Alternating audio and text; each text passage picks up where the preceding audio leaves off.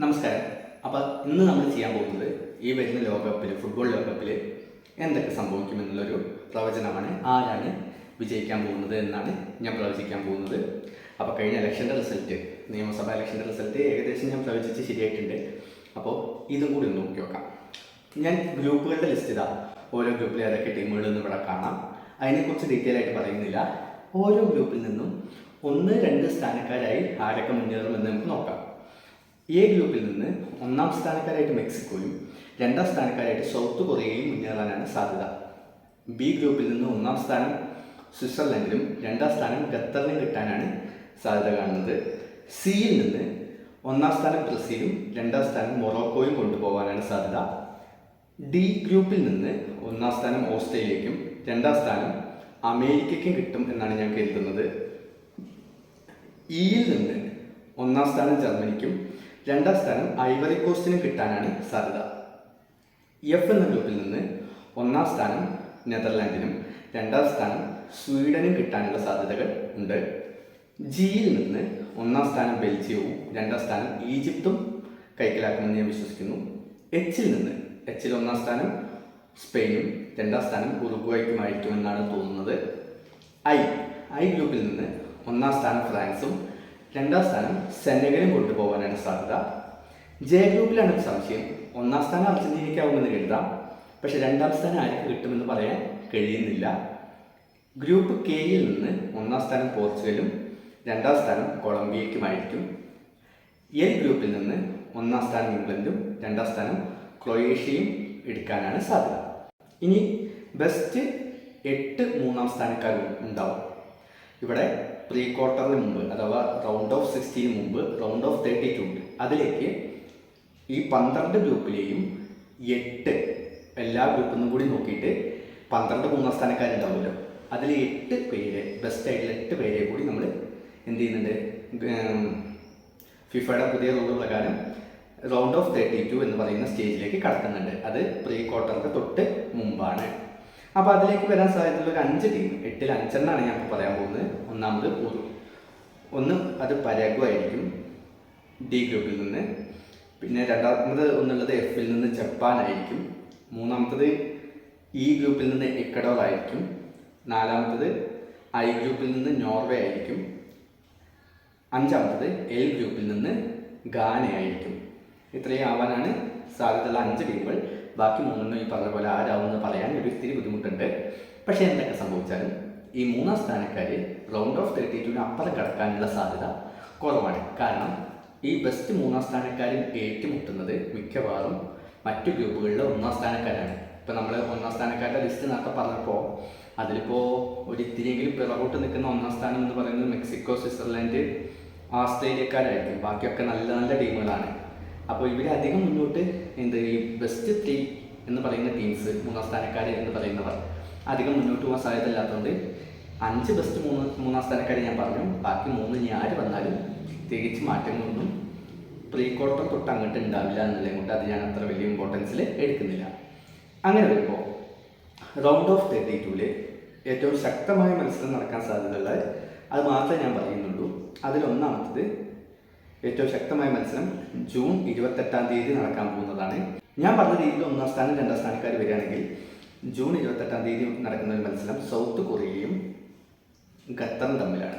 അത് നല്ലൊരു തുല്യശക്തികളുടെ പോരാട്ടം പോലെ ഇരിക്കും. അടുത്തത് 29-ാം തീയതി വളരെ ഇമ്പോർട്ടൻ്റ് ആയ മാച്ച് ഉണ്ട്. അത് നെതർലാൻഡും മൊറോക്കോയും തമ്മിലായിരിക്കും. പിന്നെ 2-ാം തീയതി കൊളംബിയ ക്രൊയേഷ്യ മാച്ച് ഉണ്ട്. 30-ാം തീയതി തന്നെ ഐവറി കോസ്റ്റും സെനഗലും തമ്മിലേക്ക് മുട്ടുന്നുണ്ട്. അതേപോലെ 30-ാം തീയതി തന്നെ മെക്സിക്കോ എന്ന ടീം എക്വഡോർ അല്ലെങ്കിൽ ജപ്പാൻ അല്ലെങ്കിൽ നോർവേ, ഇതിലാരെങ്കിലും ആയിട്ടാണ് കളിക്കാൻ സാധ്യത. അപ്പോൾ അതൊരു നല്ല മത്സരമായിരിക്കും.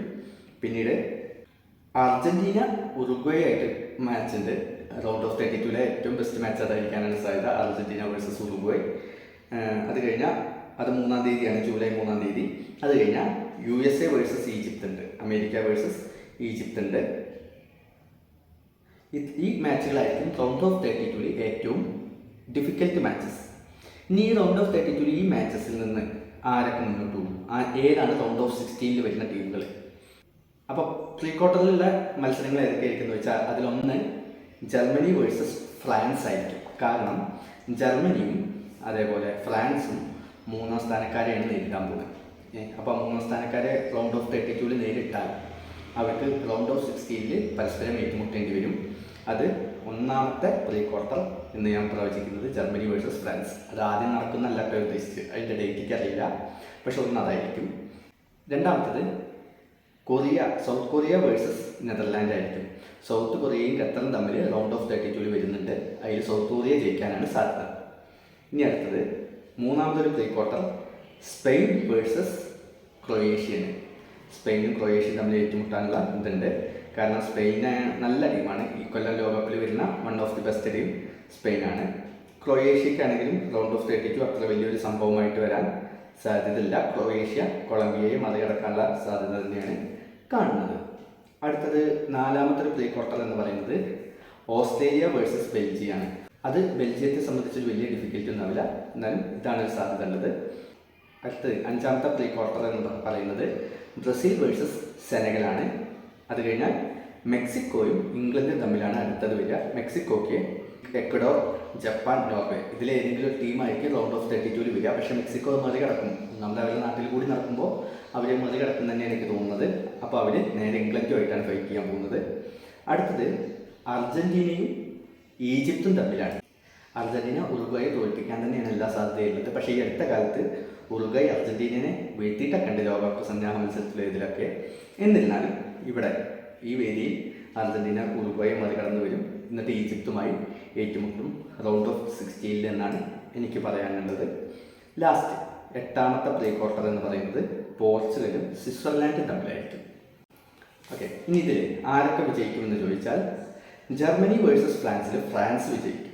കൊറിയയും നെതർലാൻഡ് കളിക്കുമ്പോൾ അതിൽ നെതർലാൻഡ് ജയിക്കും. സ്പെയിൻ ക്രൊയേഷ്യയിൽ സ്പെയിൻ, ഓസ്ട്രേലിയ ബെൽജിയത്തിൽ ബെൽജിയം, ബ്രസീൽ സെനഗലിൽ ബ്രസീൽ, മെക്സിക്കോ ഇംഗ്ലണ്ടിൽ ഇംഗ്ലണ്ട്, അർജൻറ്റീന ഈജിപ്തിൽ അർജൻറ്റീന, പോർച്ചുഗൽ സ്വിറ്റ്സർലാൻഡിൽ പോർച്ചുഗലും വിജയിക്കുമെന്നാണ് എനിക്ക് തോന്നുന്നത്. സാധാരണഗതിയിൽ അതിനെ സാധ്യതയുള്ളൂ. ഇപ്രാവശ്യം ഒരു വൻ അട്ടിമറിയൊന്നും ഞാൻ പ്രതീക്ഷിക്കുന്നില്ല. എന്നാലും ഫുട്ബോളാണ്, അൺപ്രഡിക്റ്റബിളാണ്. കഴിഞ്ഞ പ്രാവശ്യം മൊറോക്കോ വന്ന പോലെയൊക്കെ വന്നാലും ഫൈനൽ ഔട്ടിൽ, അതായത് ഫൈനൽ റിസൾട്ടിൽ ഈ പറയുന്ന പ്രവചനത്തിൽ നിന്ന് വലിയ മാറ്റങ്ങൾ ഉണ്ടാകാൻ സാധ്യതയില്ല. അപ്പോൾ അർജൻറ്റീനയെ ഉറുഗ്വായ് വീഴ്ത്തിയാൽ സംഭവിക്കാം. ഇല്ല, ഇനി അർജൻറ്റീന ഗ്രൂപ്പിൽ രണ്ടാമതോ അല്ലെങ്കിൽ സ്പെയിൻ ആ ഗ്രൂപ്പിൽ രണ്ടാമതോ വന്ന അർജൻറ്റീന സ്പെയിനാണ് റൗണ്ട് ഓഫ് 32. അപ്പോൾ അങ്ങനെയൊന്നും വരാൻ സാധ്യത കുറവാണ് നിലവിലെ സാഹചര്യത്തിൽ എന്നുള്ളതുകൊണ്ടാണ് അതിനെക്കുറിച്ച് പരിഗണിക്കാത്തത്. അങ്ങനെ വരുമ്പോൾ ക്വാർട്ടർ എന്ന് പറയുന്നത് 4 കളികൾ: 1 ഫ്രാൻസും നെതർലാൻഡും തമ്മിൽ, 2 സ്പെയിനും ബെൽജിയവും തമ്മിൽ, 3 ബ്രസീലും ഇംഗ്ലണ്ടും തമ്മിൽ, 4 അർജൻറ്റീനയും പോർച്ചുഗലും തമ്മിലാണ്. അതിൽ ഫ്രാൻസ് ജയിക്കാനാണ് സാധ്യത. നല്ല സ്കോഡാണ്. സ്പെയിനും ബെൽജിയം മോശമായിട്ടല്ല, പക്ഷേ എന്നാലും സ്പെയിൻ ജയിക്കാനാണ് ബെൽജിയത്തിനെതിരെ സാധ്യത. ഇംഗ്ലണ്ടും ബ്രസീലും കട്ടയ്ക്ക് എന്നാലും എനിക്ക് തോന്നുന്നു ബ്രസീൽ കടക്കാനാണ് സാധ്യത. നാലാമത്തത് അർജൻറ്റീന പോർച്ചുഗൽ. അതിൽ അർജൻറ്റീന മറികടന്ന് പോരാനാണ് സാധ്യത. അങ്ങനെ സെമി ഫൈനലിലേക്ക് വരുമ്പോൾ അത് ഒന്നാമത്തെ സെമി ഫൈനൽ ഫ്രാൻസും സ്പെയിനും തമ്മിലായിരിക്കും. 2 ബ്രസീലും അർജൻറ്റീനയും തമ്മിലായിരിക്കും.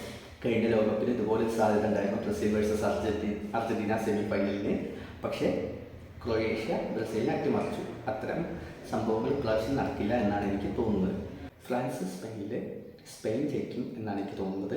ബ്രസീൽ അർജൻറ്റീന മത്സരത്തിൽ അർജൻറ്റീന വിജയിക്കാനാണ് സാധ്യത. അങ്ങനെ വരുമ്പോൾ ഫൈനൽ സ്പെയിൻ വേഴ്സസ് അർജൻറ്റീന ആയിരിക്കും. അതിൽ ആര് വിജയിക്കുമെന്ന് പറയുക ബുദ്ധിമുട്ടാണ്. സ്കോഡിൻ്റെ സ്ഥാനത്തും നിലവിലെ ഫോമൊക്കെ വെച്ച് നോക്കുമ്പോൾ സ്പെയിൻ ജയിക്കാനാണ് സാധ്യത. എന്നാലും പ്രത്യേകിച്ച് ടെൻഷനൊന്നുമില്ലാതെ കളിക്കാൻ വരുന്ന അർജൻറ്റീനയെ സംബന്ധിച്ച് അർജൻറ്റീന സ്പെയിനെ തോൽപ്പിച്ച് വീണ്ടും കപ്പെടുക്കുമെന്നാണ് എൻ്റെ ഫൈനൽ പ്രവചനം.